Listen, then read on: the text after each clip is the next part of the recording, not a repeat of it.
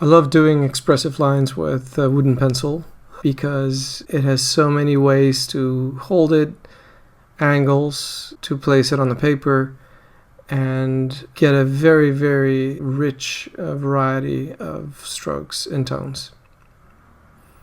Here you'll see me having all sorts of fun with holding it in various ways, and sometimes I kind of let my hand go and allow myself to lose control a little bit and get a surprising effect.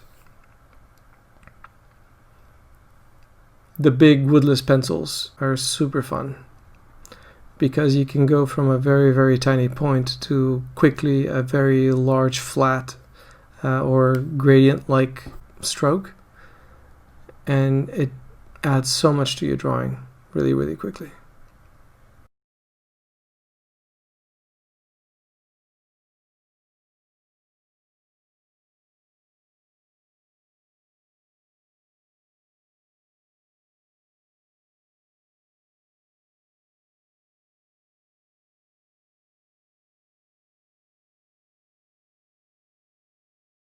I highly recommend to get a comfortable pencil extender.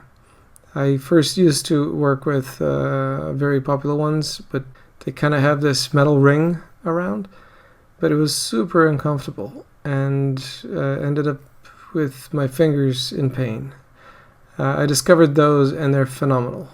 They have a great grip, and also when you're done with the pencil, you just take it out, flip it around, put it with the graphite inside, and it's wherever you place your pencil is going to be clean, and no graphite is going to dirty up your pocket or bag or whatever that is you carry pencils with.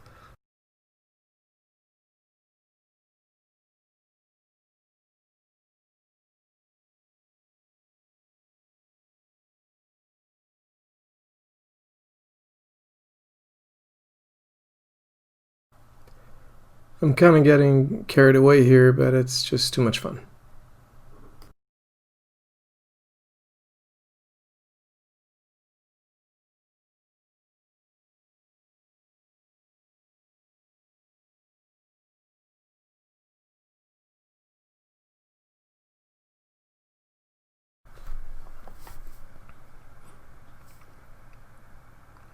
Now, while drawing very often, and I've been asked that question a lot, how do you make sure that you don't smudge your drawing? Well, I just take a piece of paper, I fold it, and I hold it with my left hand.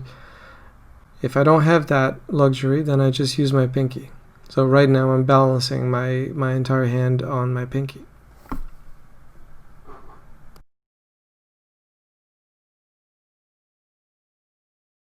Now, what I call filler is all these areas in a drawing where you have some very confined space that you need to fill in with darker color or a specific value, but you have to be very precise and not going to the space right next to it.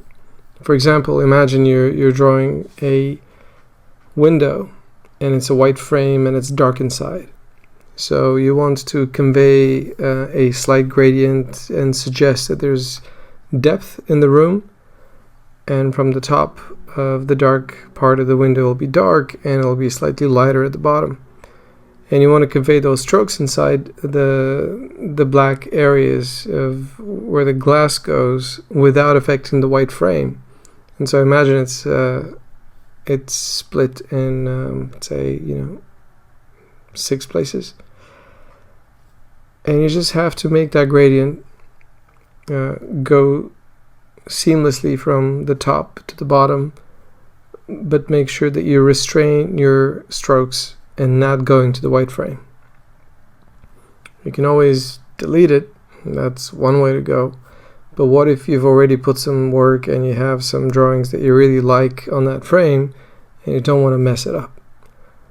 So these are the areas that I kind of call fillers, and I just it's a specific thing, and I usually decide how big is it. Should I just go with a really fat big pencil, or if it's really tiny, I go with the sharp ones, with the mechanical ones, because they're very precise.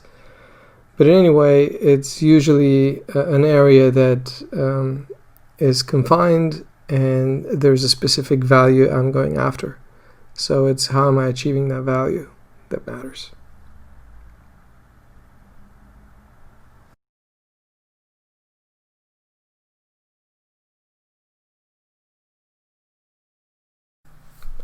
Now, this is a lot of fun.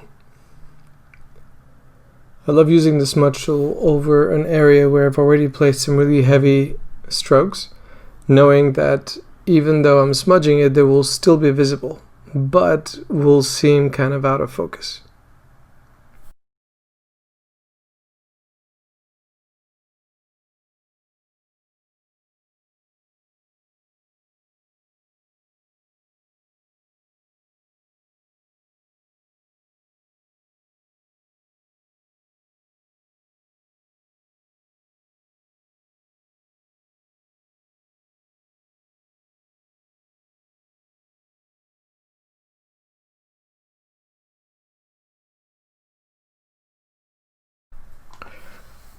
After I'm done with blurring, and now everything kind of seems a bit clogged, and I've lost the breathing of the lines, I can bring it back together with a sharper, darker pencil across the area I just smudged.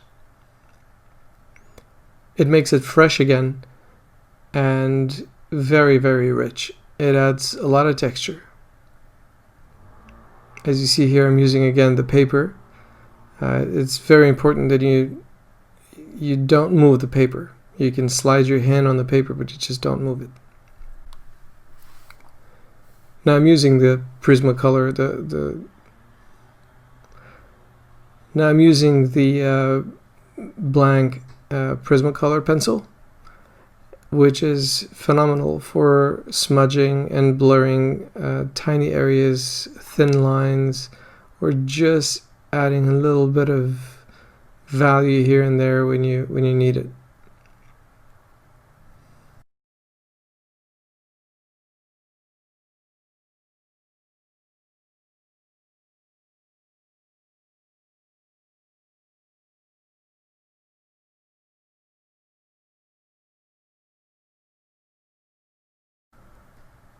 Also, due to the fact that it's sharp, you can actually do cross-hatching with it and sort of blur an area with cross-hatching.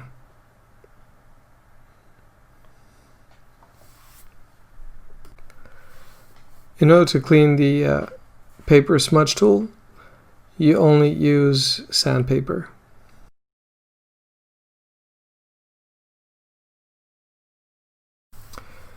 Here's an interesting thing.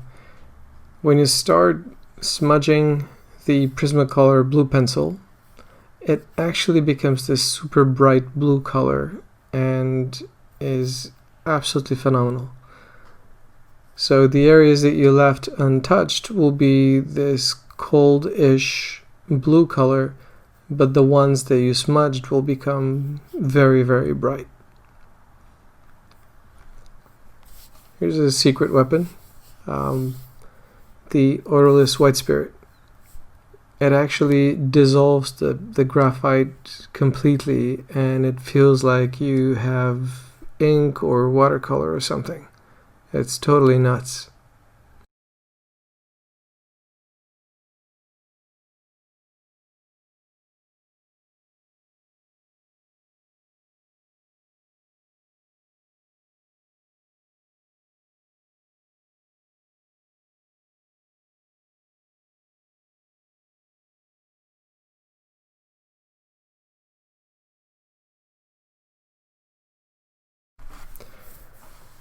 If you decide to use that technique, though, you have to really be committed, because once you blend the graphite with alcohol, this is it.